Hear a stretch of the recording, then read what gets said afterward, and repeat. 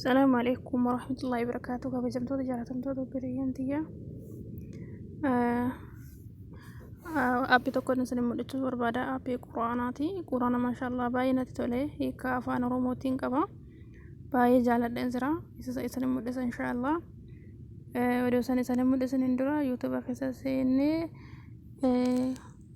يوتيوبي كيا سبسكرايب كنا غوتان كوجا جاللا سنغا فدا فوان daataan kiyya harkisa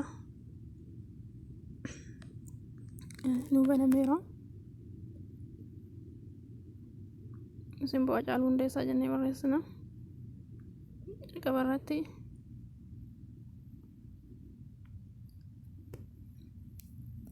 simboo tuubi jijjiirarra waan ta'eef subscribe naa gootaanii jechuudha. simboo tuub subscribe yoo gootan waa baay'ee anasirraa argachuu dandeessanii waa'ee quraanaa jechuun waa'ee aappii garaagaraa duuba deebinee waan isin mul'isuu barbaadu isin mul'isaa jechuudhaani.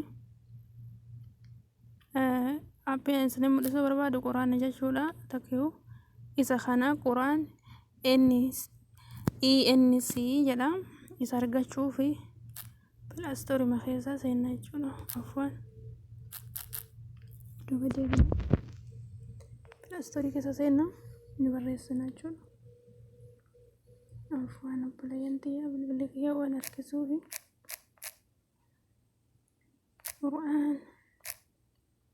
Quraan ENC jennee barreessina. Wanoo jalqabarraa nu dhufeera maashaallah. Ani gabboo seera waan ta'eef duubatti deebineen isin agarsiisa akkaataa inni itti dalagu jechuudha. Afwan asxanaa jira. Hagana banamu obsaan eegganna. Kunni afaan Oromootiin ni jira.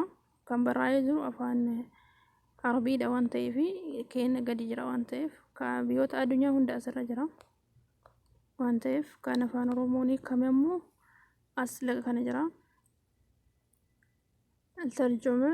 Tarjumaan Oromiyaa asirra jechuudha. Dhumarratti tokko gad hambistanii isa lammaffaa isa dhumaa irratti ka'anii gubbatti aanee kan jiru kana jechuudha.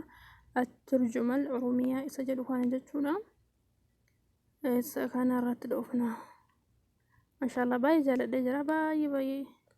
Baay'ee namatti tola wallaahi maashaallah baay'ee jaaladhee isin mul'isame hanu banamu maashaallah wallaahi baay'ee natti toleera wallaahi nama quraanni dhibuufaa baay'ee maashaallah isinii qaraa'innu jechuudha. Ragga dhawattanii zooree isinii waa jechuudha.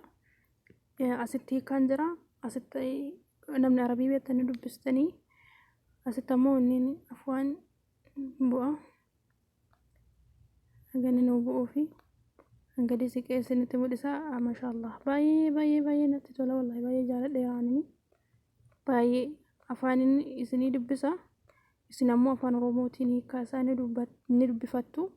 Arabii soo beektan irra bareedaadhaayyuu ol deemnee isa gabbuufachuu turre san laala hin buune gammatti sababa maal akka ta'e naggalle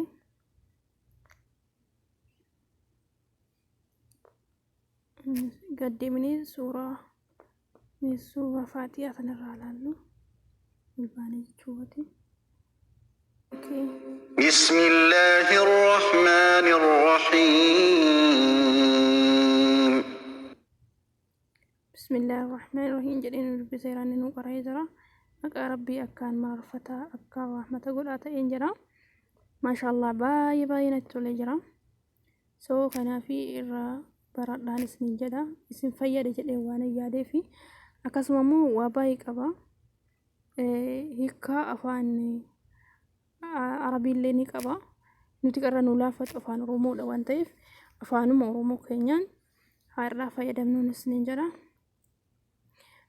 Aappii baay'ee barsiisuudhaaf hawwii qaba. Yoo isin YouTube keessa subscribe na gootanidha. Jazakallahu khairan gabbuufadhaa irraa fayyadamaa isiniin jedha. Wassalaamu alaikum warahmatullahi wabarakatuh.